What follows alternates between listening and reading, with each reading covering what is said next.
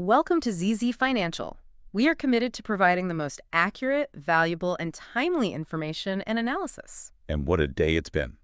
As we wrap up Thursday, August 28th, here in the U.S., that's 10 p.m. Eastern Time, 7 p.m. Pacific. Yeah. Wow, we've got a fascinating, almost like a dizzying mix of financial stories unfolding. It certainly feels that way sometimes. Yeah. From surprising moments of economic strength right here in the U.S. to, the intricate ballet of global central bank strategies and honestly some real market head-scratchers that kind of reveal the changing face of investment. Absolutely. Lots to unpack. We've got a huge stack of fresh market intelligence right here, and our mission for you today is really to cut through all that noise, connect the dots that maybe don't seem connected, and get right to what truly matters for your understanding of the global economy. All right, so let's jump right into it then. The U.S. economy. We're seeing some pretty robust numbers coming out, which honestly feels a little counterintuitive, doesn't it, given all the global uncertainty we keep hearing about? It does seem that way on the surface, yeah. But resilience really is the right word here. It's a fascinating picture. So unpack this resilience for me. What are the key numbers showing? Okay, well, take the latest revisions to the Q2 2025 GDP, for instance. They show an annualized growth rate of 3.3%. 3.3%. Oh, yeah, and that's a solid bump up from the preliminary 3.0% we saw earlier. It even beat the 3.1% forecast. So, that 3.3%, it's quite robust. Right. And then if you look at the labor market, the weekly unemployment insurance claims, they came in at 229,000. Just under expectations. Exactly. Just below the market expectation of 230,000. So when you put these figures together, they certainly paint a picture of an economy that's showing more underlying strength, more momentum than maybe many anticipated. That 3.3% GDP figure, it keeps popping up. For those of us, maybe less deep in the economic jargon, why is an annualized growth rate the key thing here? What does 3.3% actually mean for investors, especially when we see stock markets hitting new records? That's a really important distinction to make. So annualized growth, think of it like this. We take the growth rate from just one quarter, Q2 in this case, and we project what that pace would look like if it kept going for a whole year. Ah, okay. Like a yearly snapshot based on current speed. Precisely. So the economy grew at roughly, say, a 0.8% pace for that one quarter. If you extrapolate that same pace over 4 quarters, you get that 3.3%. It's a way to capture the current momentum, and give us a figure we can compare to typical yearly growth rates. Gotcha. For a sophisticated investor, it's a clear snapshot of the economy's current thrust, its energy. But it's also important to remember, annualizing just one quarter can sometimes amplify short-term blip. Yeah, you need to see it stick around. Exactly. We'd want to see this kind of pace sustained across multiple quarters to really confirm a longer-term trend. But still, this strong growth, combined with those resilient labor numbers, meaning fewer people filing for unemployment than expected, that directly fuels investor confidence. And that's why the markets are up. It's a key reason, yeah. We saw the Dow Jones Industrial Average and the S&P 500 both hitting near record highs for multiple days in a row. For instance, the Dow was up 71 points, about 0.15%, to 45,636.90. Wow. And the S&P 500 gained 20.46 points, or 0.31%, reaching 6,501.86, both setting new benchmarks. And a lot of that is driven by this positive economic data pulse. I'm following you on the overall market feeling good, but what's interesting, or maybe confusing to me, is that it's not all positive signs, right? I noticed some other indicators were a bit mixed, like durable goods orders were actually down 2.8%. Yet the manufacturing PMI, which I know is another key gauge, that improved quite a bit to 53.3, showing expansion. How do we square those? They seem to be pointing in different directions. What's the nuance there?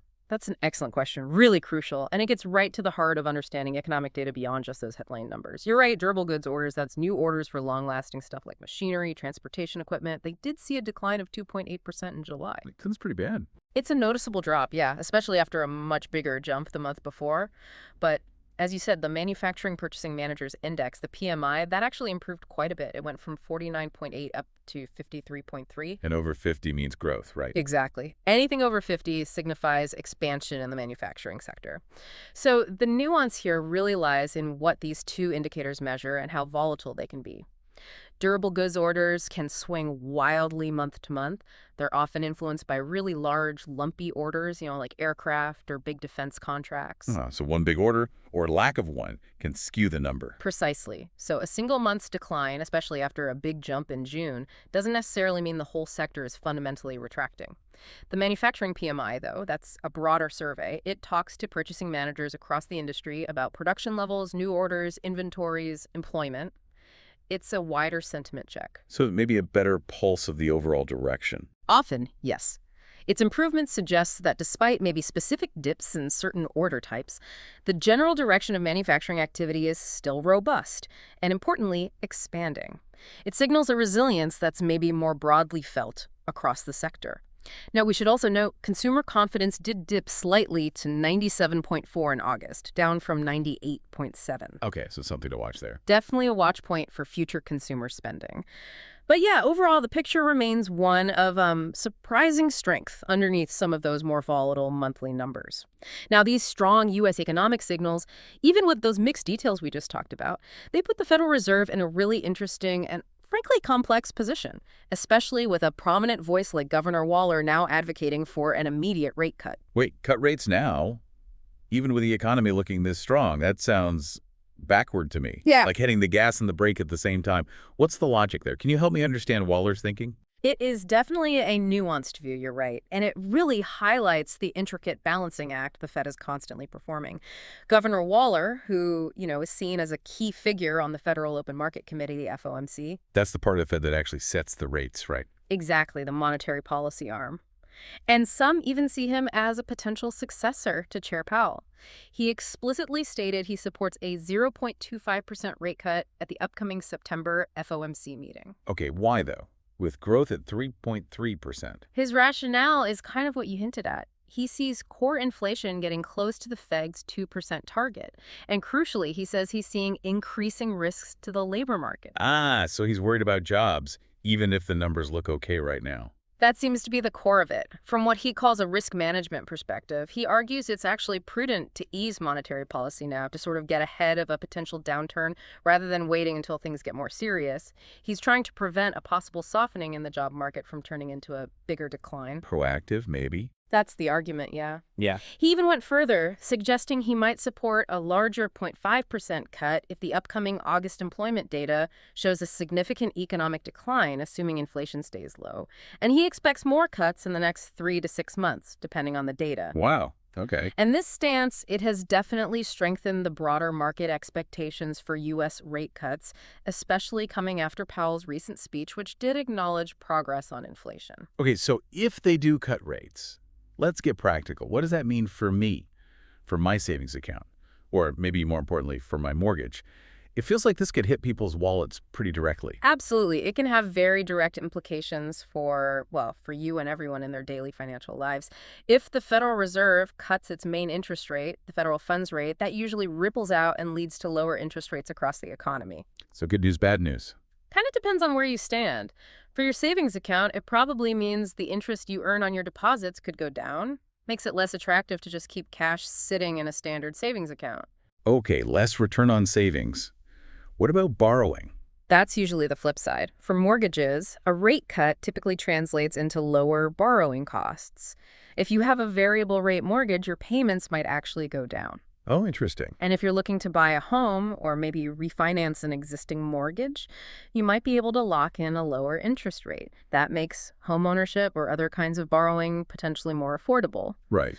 But, and this is a key but, it's worth noting that inflation concerns are still kind of bubbling under the surface, partly due to ongoing U.S. tariffs, broader geopolitical stuff, political pressures. So even as the Fed considers cuts, it has to weigh that against the risk of prices may be accelerating again. So it's not a simple decision. Never is for the Fed. And we saw the bond market react too. The U.S. 10-year Treasury yield, which influences a lot of long-term rates like mortgages, it closed at 4.20%, down slightly, partly due to strong demand at a 7-year bond auction and also some typical month-end repositioning by big institutional investors. This lower long-term yield often helps stocks, even if it might mean less for your savings account.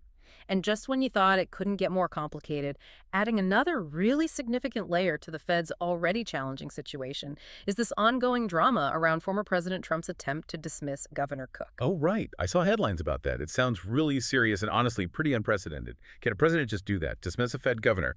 And more broadly, when people talk about threatening the independence of the Federal Reserve, what does that actually mean for me, just a regular person, and for the economy's stability? It is indeed a critical issue. And the short answer to whether a president can just dismiss a Fed governor is it's highly contentious. And generally, no, not without very specific cause and a clear, legally defined process. It's not like firing a cabinet secretary. Okay, so there are rules. There are supposed to be strong rules. Governor Cook, she received a dismissal notice from former President Trump back on August 25th. She responded by filing a lawsuit on August 28th. She's claiming the dismissal is unjust, illegal, and specifically disputing the allegations of misconduct related to mortgages from a past role. There's actually a hearing scheduled for August 29th on this. What's happening right now? Very much so. The core principle at stake here, the absolute bedrock principle, is the Federal Reserve's independence from political influence. Why is that independence so important?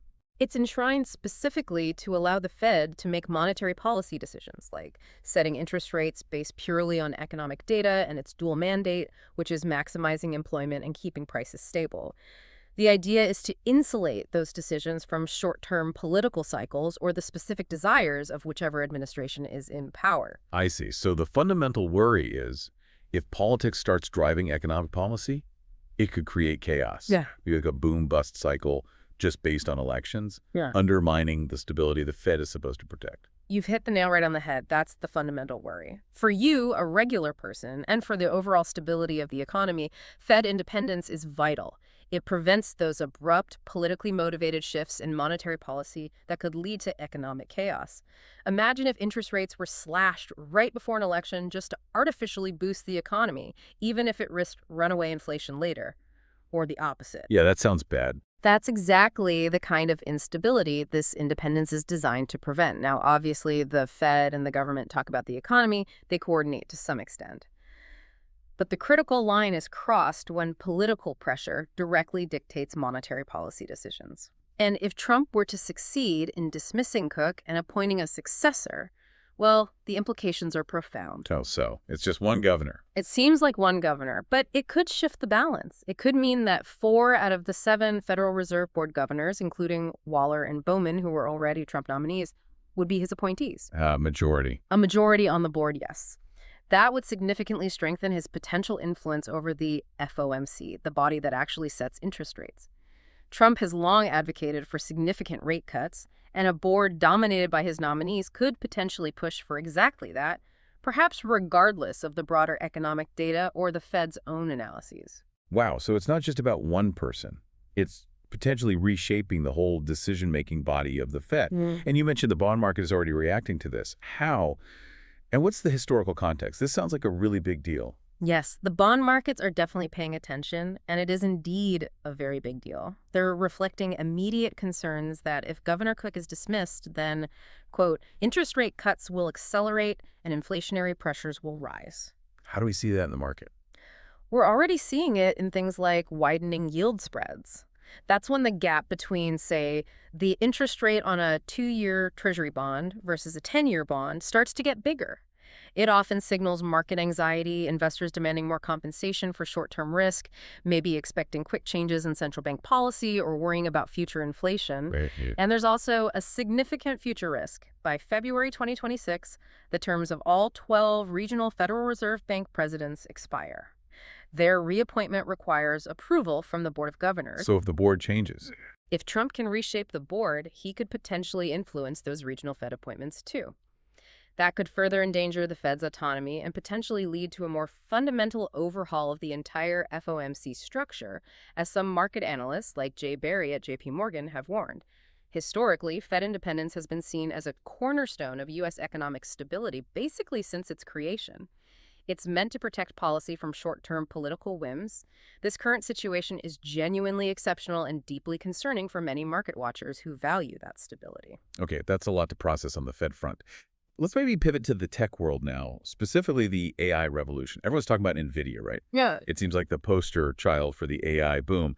But I saw its stock actually dipped, even after what looked like fantastic earnings. What's the real story there? Is this just a small hiccup for NVIDIA or maybe a sign that the AI boom could be slowing down, even just a tiny bit? You've absolutely hit on a key point there. Investor expectations for these AI giants, especially NVIDIA, are just incredibly high, almost impossibly high, you could say. Like they expect perfection every time. Pretty much, yeah. NVIDIA's Q2 results, covering May through July 2025, were indeed very strong. Revenue surged a remarkable 56% year-on-year to $46.743 billion. That comfortably beat market expectations of around $46.05 billion. That sounds amazing. It is. And their Q3 outlook for August through October also surpassed forecasts.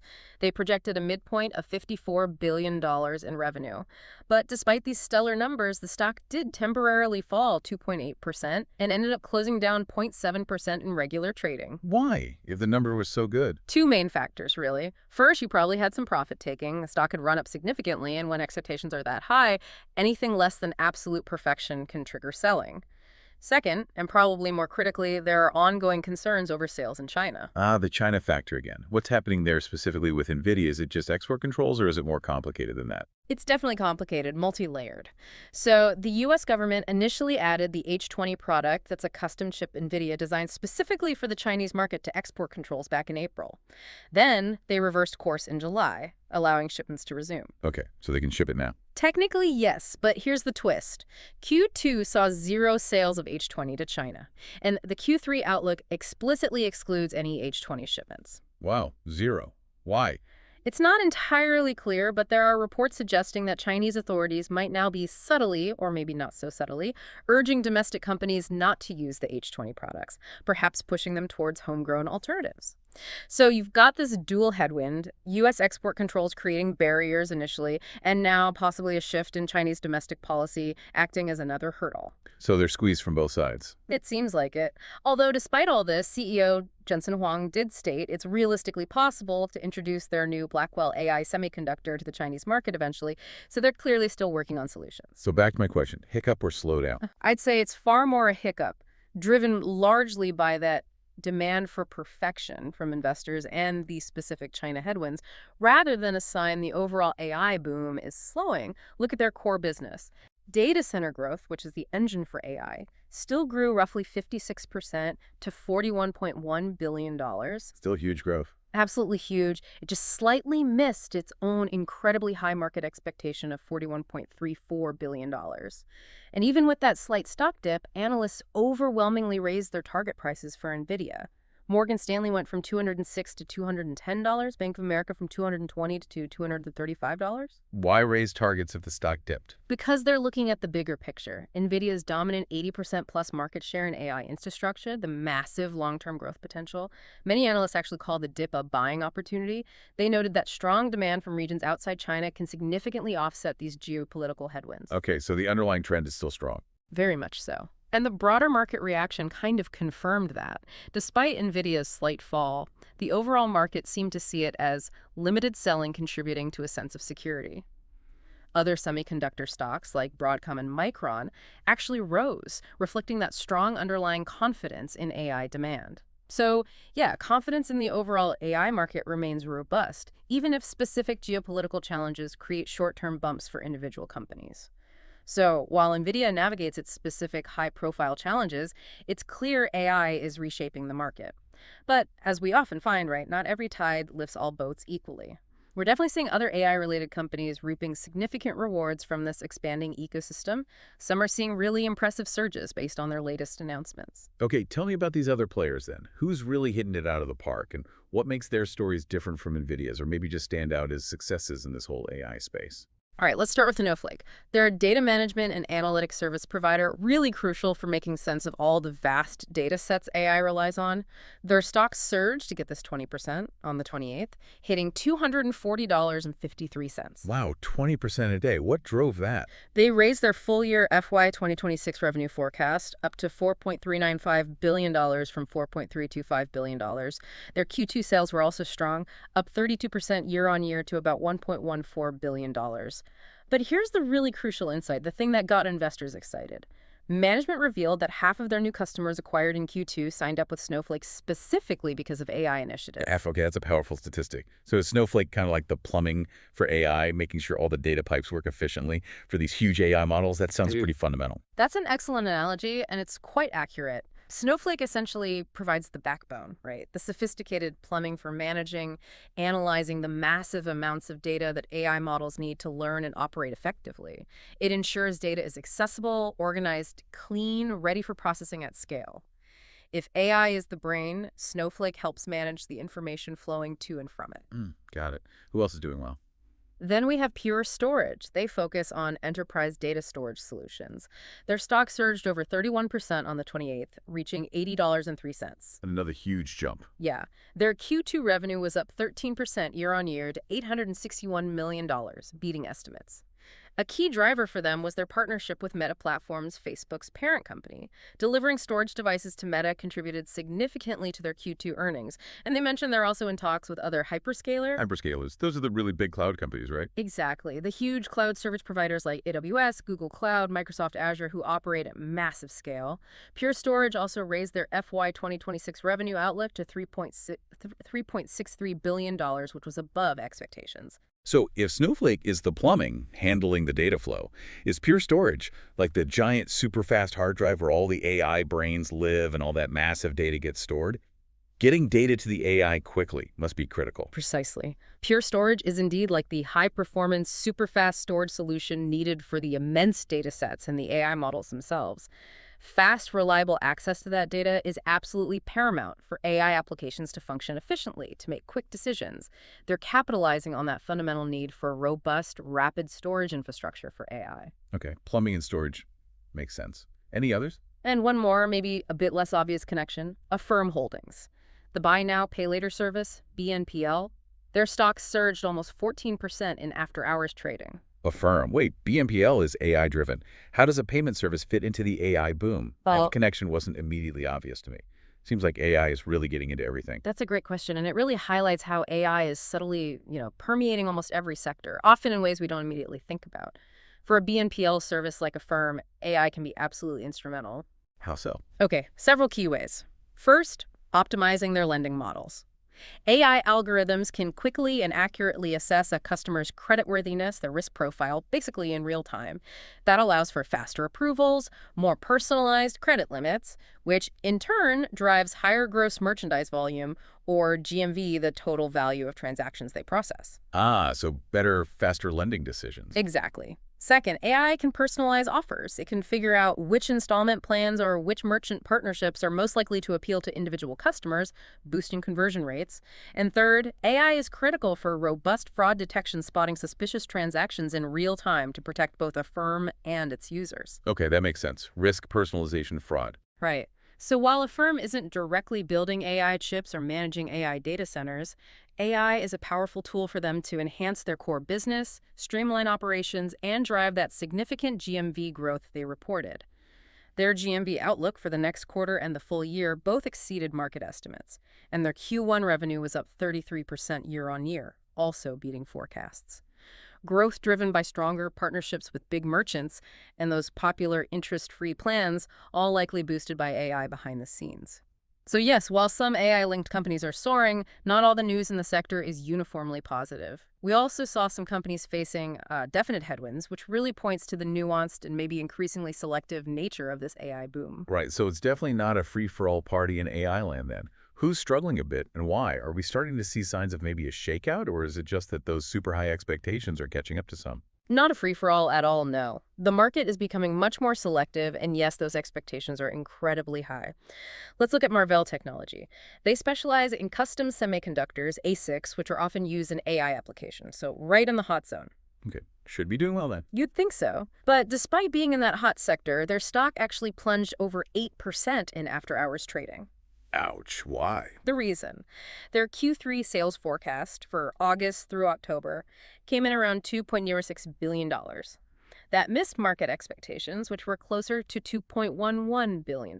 That forecast miss. Exactly. And that completely overshadowed the fact that their earnings per share, or EPS, outlook for Q3 74 cent, actually exceeded estimates. It's a stark reminder that even really strong underlying growth, like their Q2 sales rising 58% year on year, driven by almost 70% growth in their data center division thanks to AI investments, it just isn't enough if the forward guidance doesn't meet those incredibly elevated investor expectations. That seems like a pretty harsh reaction for a relatively small miss on the forecast.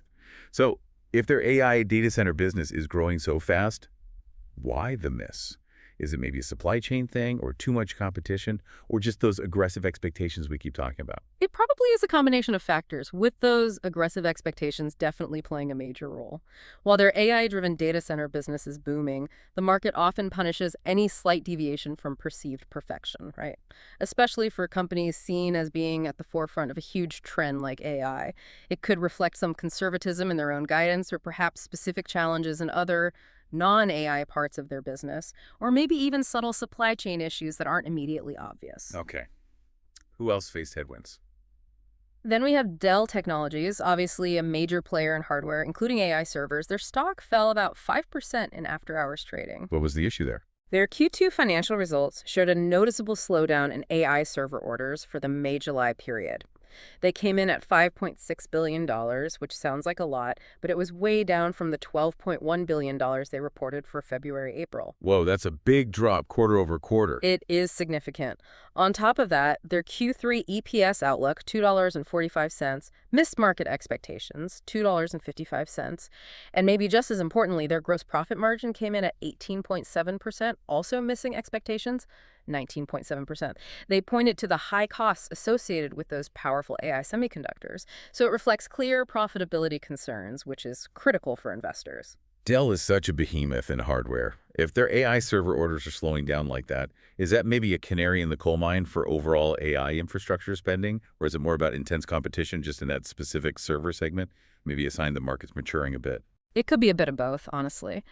But primarily, I think it suggests a more discerning and maybe maturing market. While global AI infrastructure spending is undoubtedly still very high, a slowdown in orders for a major provider like Dell could indicate a few things. Customers might be consolidating orders, maybe spreading their bets across more suppliers, or perhaps just that the initial absolutely explosive wave of certain types of AI server purchases is starting to stabilize a bit. Right, the first big rush might be easing. Could be. And it also clearly highlights that profitability challenge. The demand for the most powerful AI chips is so intense that their high cost can really squeeze the margins for hardware providers like Dell, even if sales volumes are still robust overall. This points to, increasing maturity and competitiveness in the AI hardware market. Efficiency and cost management are becoming just as important as capturing raw demand. And this all brings us to a broader, more structural point about the current market. The growing market concentration. We're seeing this widening gap, right, between the so-called Magnificent Seven tech giants, NVIDIA, obviously a prime example, and the S&P 493, which is basically all the other stocks in the S&P 500 index. The haves and the have-nots, almost. Kind of, yeah. NVIDIA's resilience, even with its slight dip, actually boosted confidence in other AI stocks. 5 of the Magnificent Seven actually rose on the 28th, excluding NVIDIA and Tesla.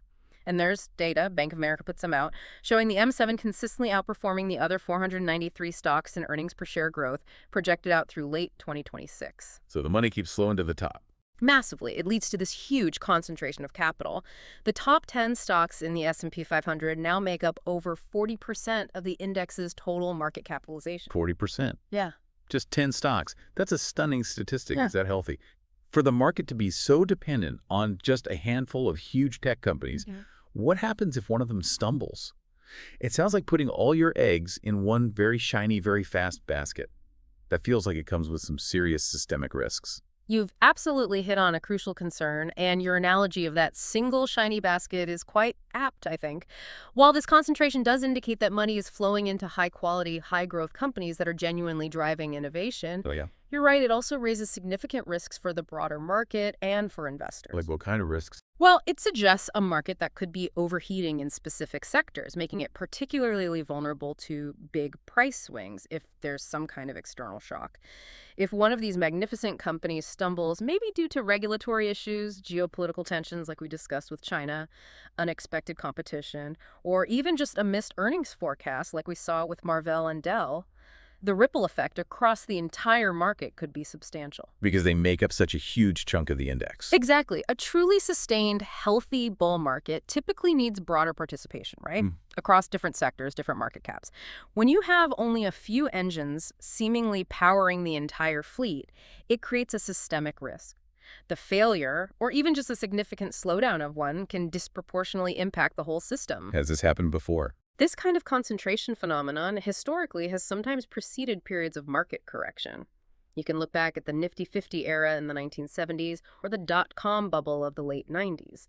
Now, these current companies are fundamentally different in many ways, much more profitable, for instance, but the sheer concentration of capital does raise important questions about diversification and overall market stability. It's a sign of quality in those top names, yes, but it's also a strong signal for caution and rigorous scrutiny from investors. Okay, let's shift gears and move over to Japan. I saw some interesting news about a sector that honestly hasn't exactly been booming recently. Shipbuilding. It sounds like there's some kind of new national policy tailwind helping them out. What's sparking this revival, and how significant is this shift, really? Indeed, yeah, a definite glimmer of hope is emerging for Japanese shipbuilding stocks. It's a sector that, as you said, has faced really significant challenges and been largely overshadowed for decades now. The enthusiasm seems to be driven by growing national policy support coming from both the US and Japan, signaling maybe a strategic repositioning. Policy support, like what specifically? Well, for example, former U.S. President Trump signed an executive order back in April aimed at revitalizing the U.S. maritime industry, and it explicitly sought technical cooperation from allies, specifically mentioning Japan. Ah, so a U.S. push helps Japan. Potentially, yes. And furthermore, shipbuilding was specifically included in that $550 billion U.S.-Japan tariff agreement that was announced in late July. That highlights its strategic importance in the bilateral relationship. In response, Japan's own Ministry of Land, Infrastructure, Transport, and Tourism is now actively requesting budget money for a robust shipbuilding supply chain in its 2026 budget outline. So real government backing. Exactly. This kind of explicit government backing, that strategic inclusion, is precisely what investors call a national policy tailwind.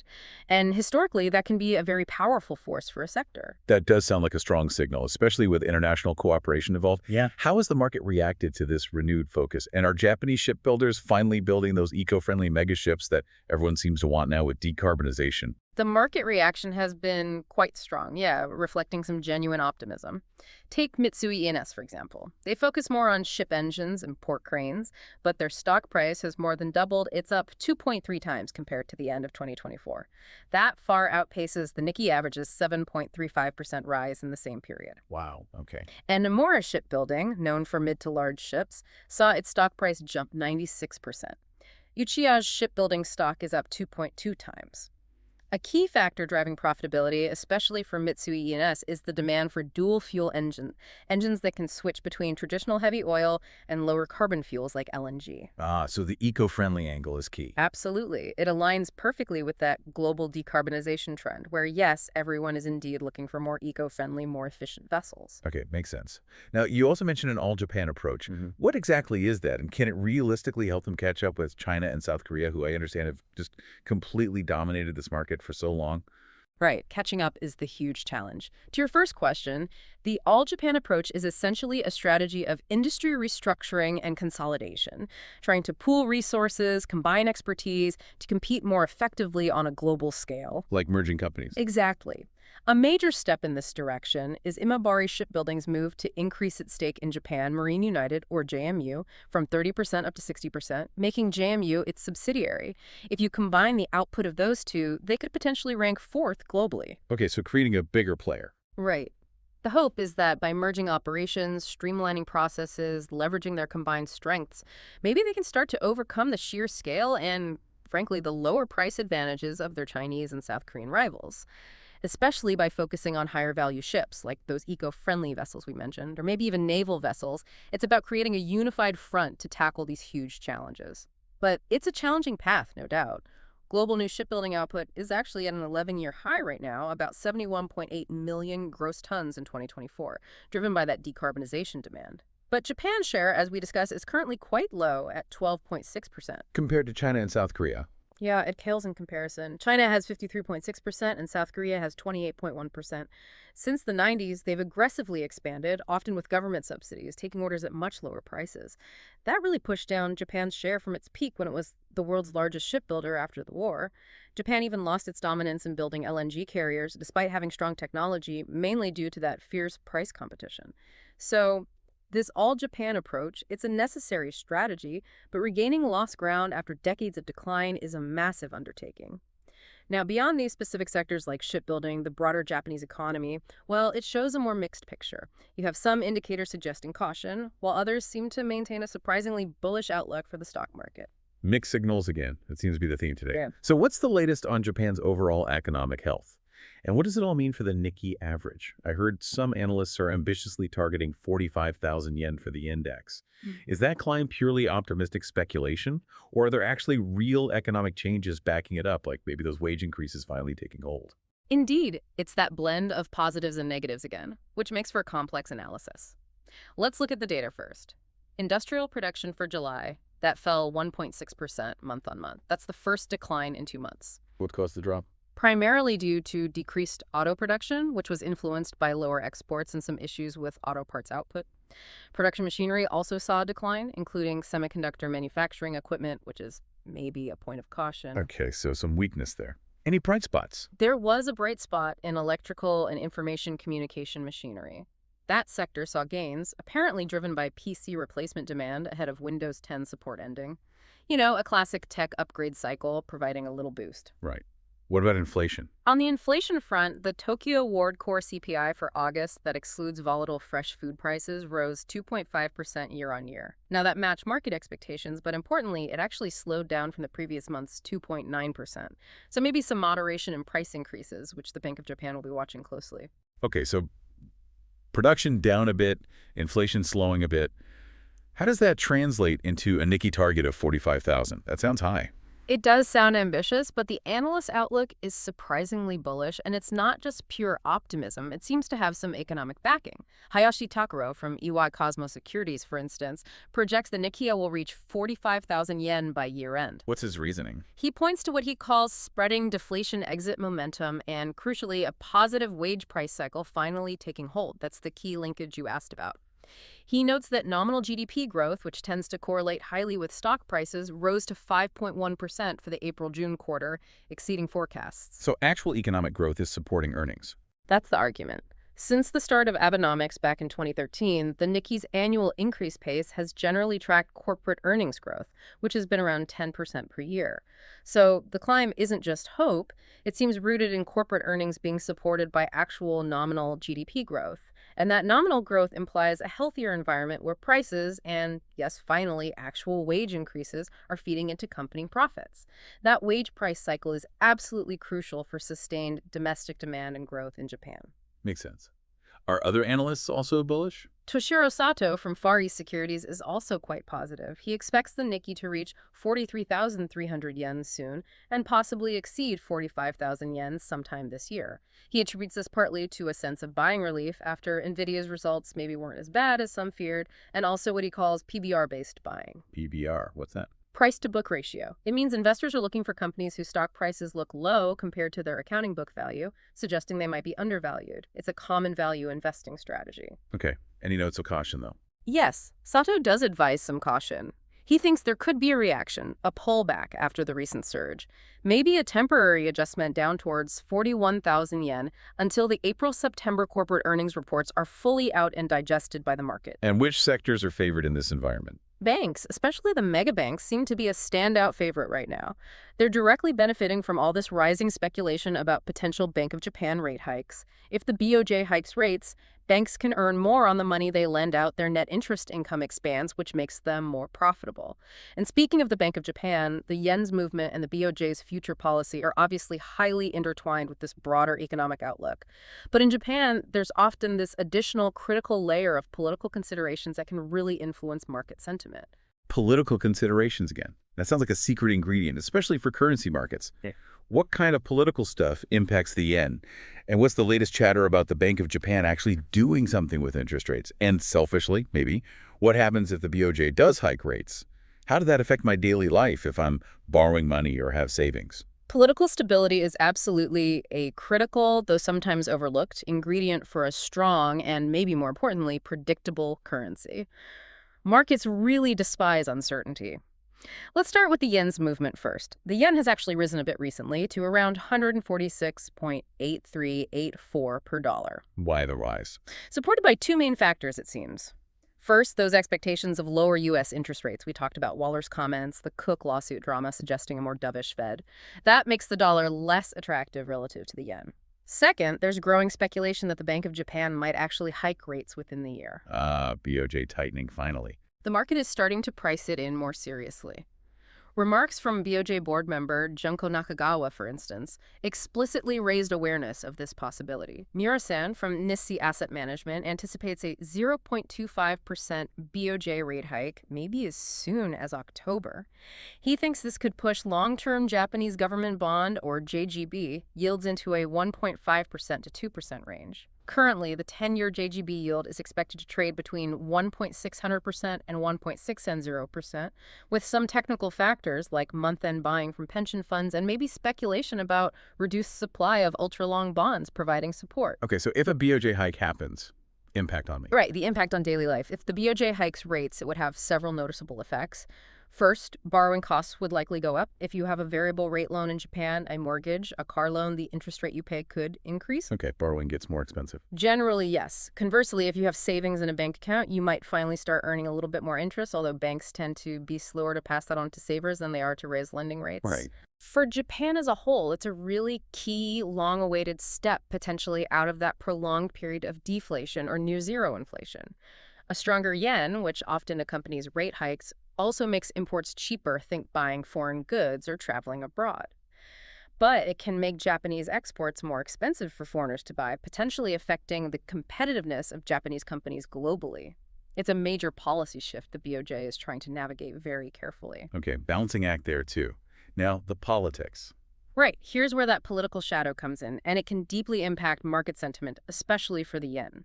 Daisaku Ueno over at Morgan Stanley MUFG highlights a significant risk. The possibility that Japan's ruling Liberal Democratic Party, the LDP, might bring forward its internal presidential election. Why would that matter to the markets? Because any sign of political instability, especially leadership uncertainty within the ruling party, tends to make overseas investors nervous. They intensely dislike political uncertainty, and it could trigger yen selling.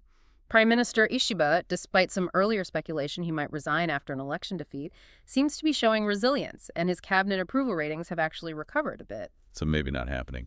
It's uncertain, but if the election is brought forward, there's also the possibility of dissolving the lower house of parliament, the House of Representatives, which adds another layer of caution for the markets. It could lead to broader political confusion, potentially a less stable government.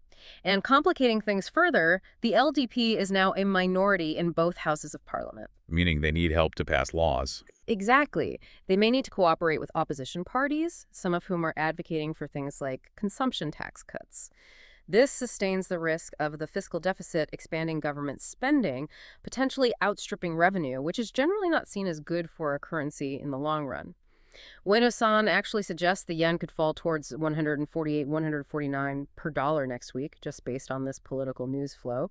So you can really see how the interplay of economic policy expectations and political stability, or lack thereof, directly impacts currency values and broader market mood. It's a very delicate balance. Now, stepping away from the macro picture and government policies for a moment, several individual Japanese companies are also making headlines with pretty significant developments. These range from corporate governance issues to breakthroughs in medical tech and even some strategic realignments. Okay, let's dive into some specific company news then. What's catching your eye there across this diverse landscape in Japan? All right, let's start with Fuji HD, stock code 4676. Their stock actually rebounded after 6 straight days of decline. Why?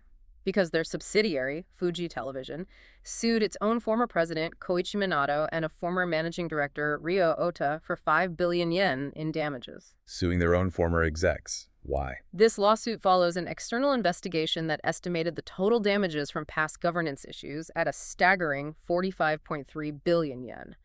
So the lawsuit is trying to recover some of that, and perhaps surprisingly, the market saw this legal action as a positive step. That's fascinating how a company's stock can rise just because they're suing their former executives. Is that normal? It sounds counterintuitive, but I guess maybe it shows they're taking accountability, cleaning house, which investors might appreciate.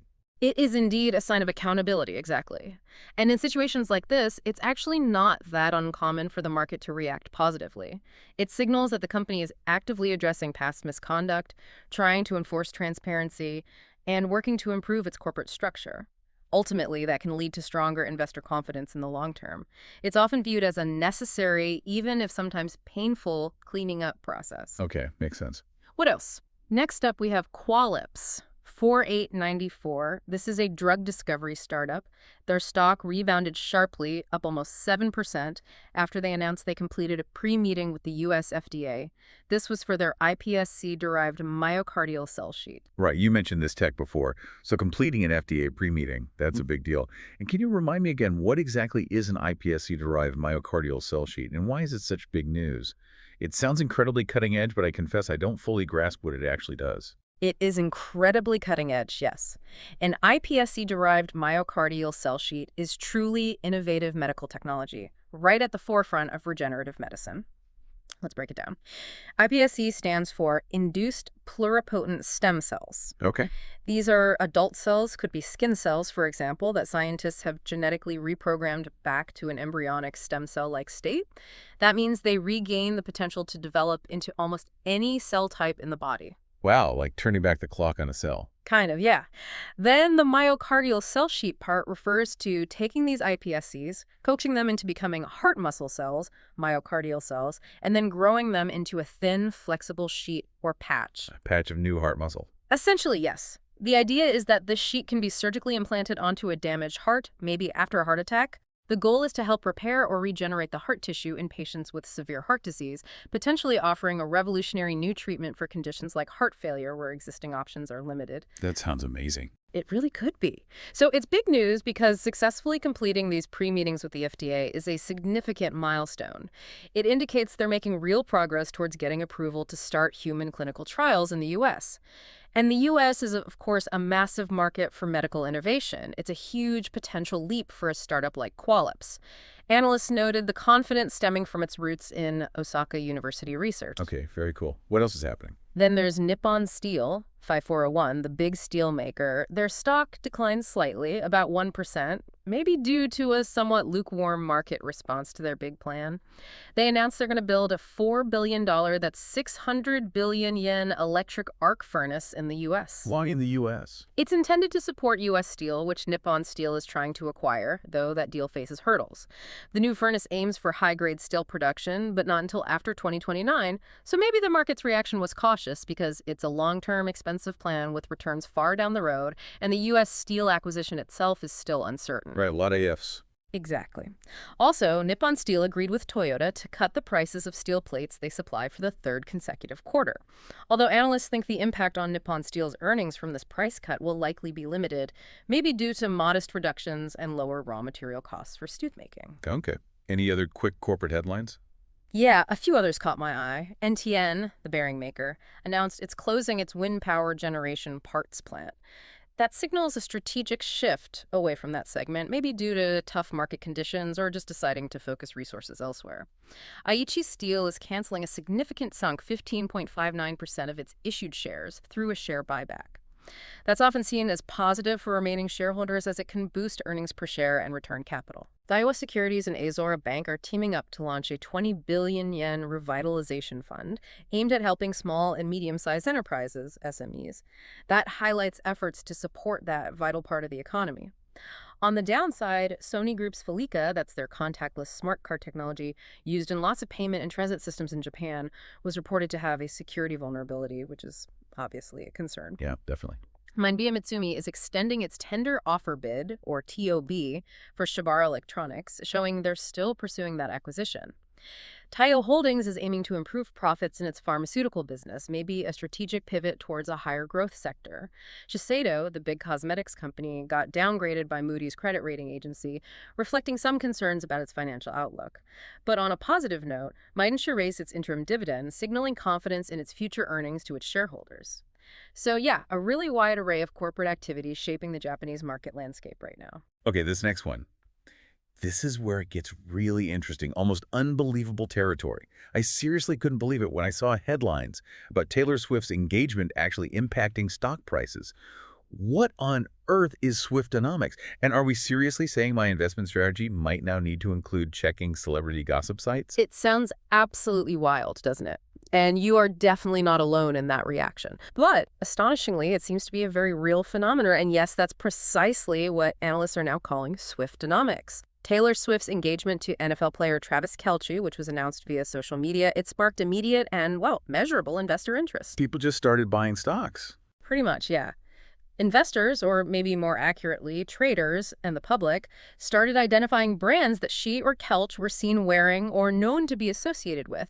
And then they started buying stock in those companies, basically anticipating that sales would increase due to the couple's massive visibility and cultural influence. It's really a testament to her immense cultural and therefore economic power. It shows how, in this digital age, cultural zeitgeist can translate almost instantly into financial market movement. That's just incredible. So what were the most notable stock reactions?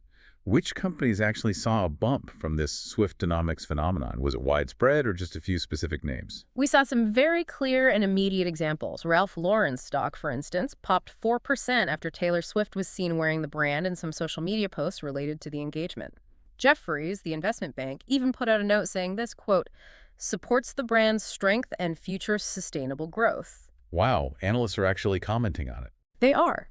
The excitement around the couple, especially with the NFL season kicking off and Swift's new album release happening around the same time, is genuinely expected by some to continue benefiting brands they endorse or are associated with. Then there's American Eagle Outfitters. Their stock surged an impressive 9%. 9%. Why them? That happened right after they announced a limited collaboration with Travis Kelce's own clothing brand. They were clearly capitalizing on that peak attention following the engagement news. Interestingly, this surge for American Eagle actually built on a previous unrelated boost the company got from a controversial ad campaign that kind of unexpectedly gained support from conservative consumers. Shows how unpredictable brand resonance can be sometimes. Okay, so Yeah. is this a new investment strategy then? Just follow what celebrities are wearing and endorsing? Or is this really more of a very short-term, pretty risky bet that could just disappear as quickly as it appears? Because I'm guessing it's not quite as simple as buy whatever Taylor Swift touches, right? Right. You have absolutely hit the nail on the head there. It is definitely more of a short-term, highly risky bet driven purely by hype rather than anything resembling a sustainable investment strategy based on, fundamental company value. Right. While the frenzy did extend beyond just stocks, you saw betting sites like Kalshi taking wagers on their probability of getting married.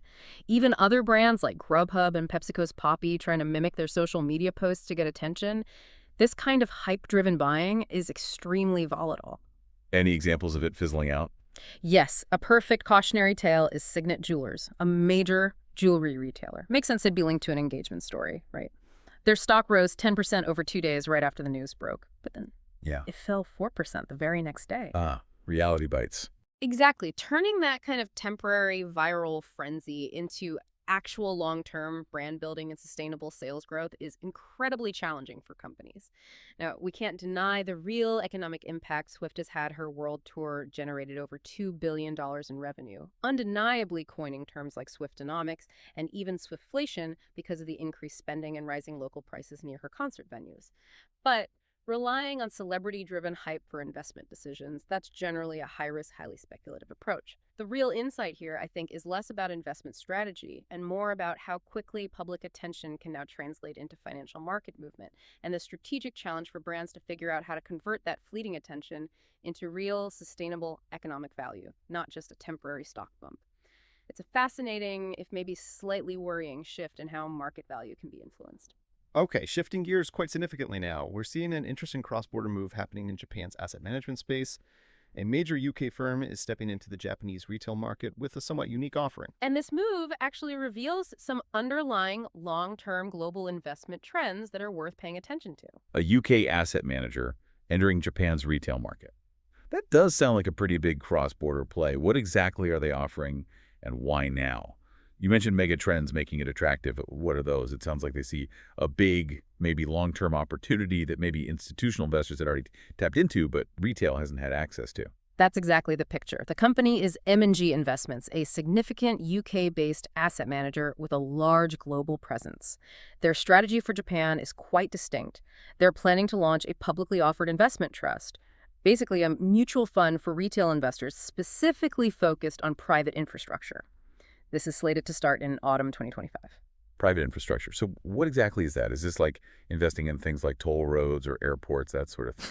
Yes, your examples are spot on.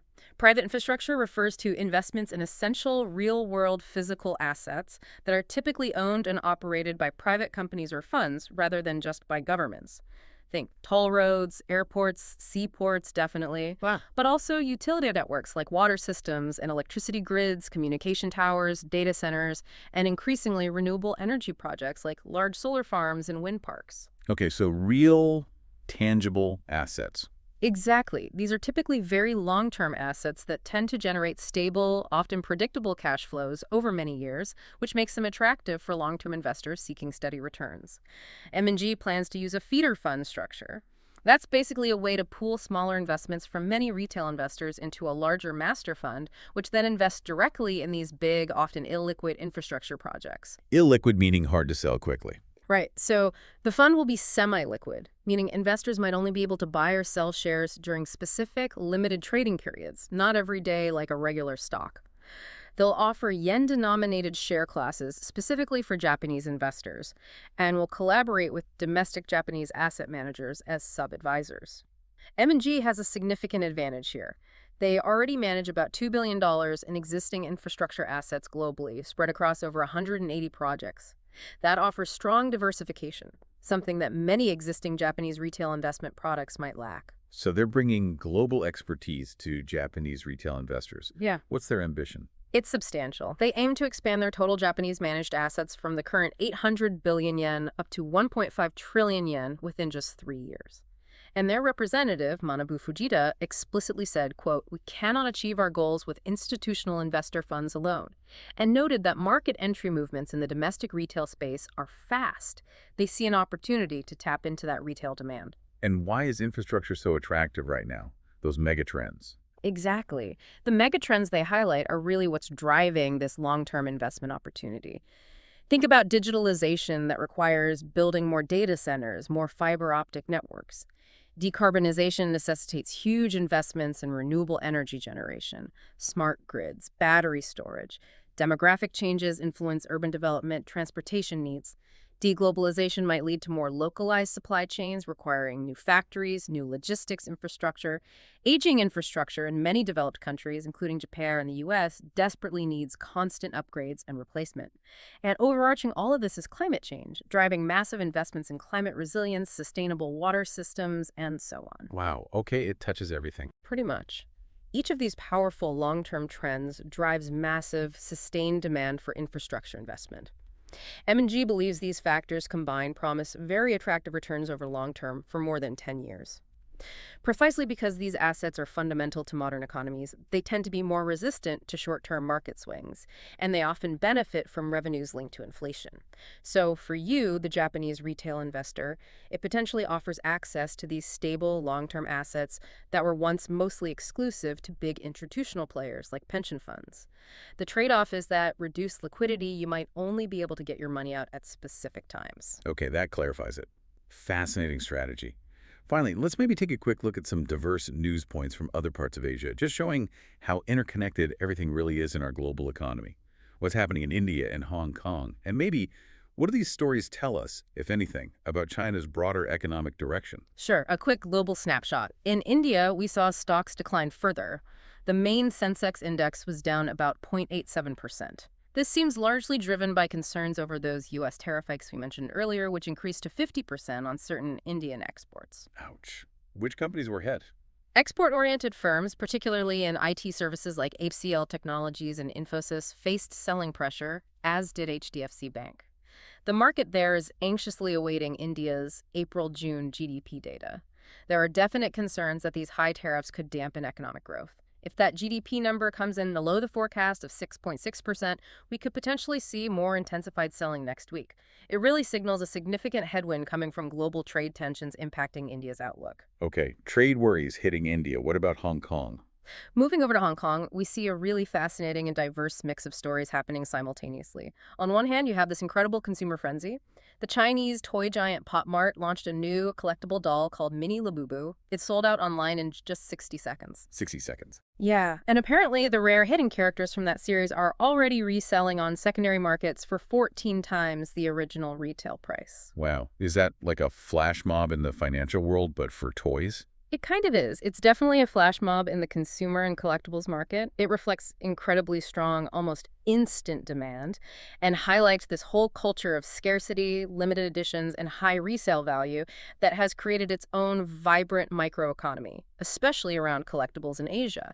It's a vivid illustration of consumer power and the huge influence of trends. Okay, so consumer craze on one side. What else? Elsewhere in Hong Kong, we're seeing signs of activity in the capital markets. Chery Automobile, a major Chinese EV maker, is reportedly considering listing in Hong Kong, potentially raising $1.5 billion. And Zijin Mining Group, a large mining company, is planning a $2 billion spin-off listing for one of its subsidiaries. So companies are still looking to raise capital there. IPO activity, okay. But at the same time, you have signals of caution from authorities. Chinese regulators issued warnings against using credit cards to invest in the stock market, threatening potential cancellations and restrictions. This signals a clear effort to tighten up on speculative activities and maintain financial stability. So it's this interesting mix. You have innovation happening, consumer frenzy, companies raising capital, but also a very tight regulatory grip trying to manage financial risk and speculation. And any specific company news from Hong Kong? AI related? Yes, SenseTime Group, a major AI software company based there, they reported their first half results. Their net loss actually halved compared to last year, down to 1.16 billion yuan, and their revenue was up a strong 35.6%, driven significantly by demand for their generative AI solutions. This kind of showcases how the government's heavy investment and focus on developing AI capabilities is yielding tangible results for some key Chinese companies in that space. Okay, so AI progress there too. Anything else? One more on the Macau side of things, SJM Holdings, one of the major casino operators there, reported its half-year results. Despite a 6% rise in revenue, its net loss actually widened slightly to HK $182 million. Suggests maybe the recovery in Macau's gaming sector still faces some challenges or cost pressures. So yeah, really diverse picture out of Hong Kong and mainland China, booming consumer trends, AI advancements, capital market activity, but also tight regulation and some ongoing challenges in traditional sectors like gaming, tells you the economic direction is complex and multifaceted. So, as we wrap up this deep dive today, it's just abundantly clear, isn't it? The global financial markets are this incredibly complex, constantly evolving tapestry. It's woven with these threads of surprising economic resilience in some places, rapid technological innovation, especially with AI, but also these simmering geopolitical tensions, ongoing trade frictions, and even these unexpected cultural influences like Swiftonomics. Definitely not simple. Not at all. The U.S. economy continues to show that robust strength, but its central bank, the Fed, faces truly intricate challenges, particularly around that fundamental issue of its independence. AI remains a hugely powerful, transformative market driver, but we're seeing nuances now, right? Big differences between the soaring successes and the more cautious outlooks, depending on specific company execution, profitability, and those external factors like geopolitics. Right. And from Japan's strategic efforts to revitalize key industries like shipbuilding, to the economic currents influencing the Nikkei and the yen, and even that bizarre but real Swiftonomics phenomenon. Staying truly informed really means looking beyond just the obvious headlines. It means digging into the deeper forces, the connections, the why behind the numbers. Absolutely. It really isn't just about the numbers themselves. It's about understanding the compelling stories and the powerful forces behind those numbers. For you, the learner, listening in, I think the key takeaway here is to always try and consider the why behind market movements. Think about how seemingly unrelated events, like a celebrity engagement or a specific government policy in one country, can create these unexpected ripples across the global financial system. It's a great point.